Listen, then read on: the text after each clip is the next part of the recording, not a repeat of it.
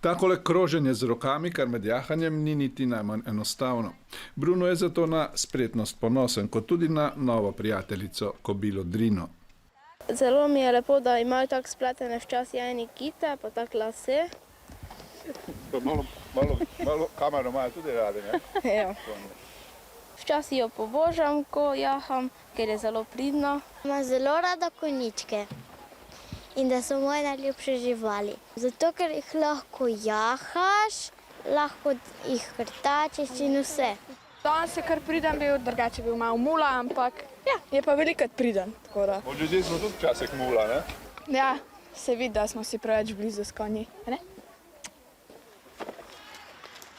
Marsikdo misli, ja, pri konju je pa samo jahanje, to ni res, ne, pri konju je dosti več.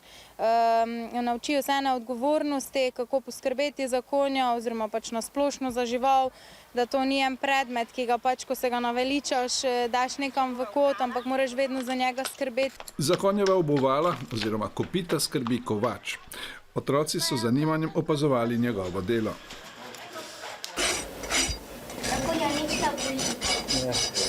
Rekel, mama, nokte, orežeš se boli? To je isto, kot da se bi nam strikli nokte. Računalniki in pametni telefoni so bili ta teden ob strani. V Rakičanu so se otroci družili. Imamo konjeniške, imamo še likovne, ja pa še ustvarjalne. Je lepša takšna počitnica ali doma za računalnik sedete, kaj je lepše? Takšne.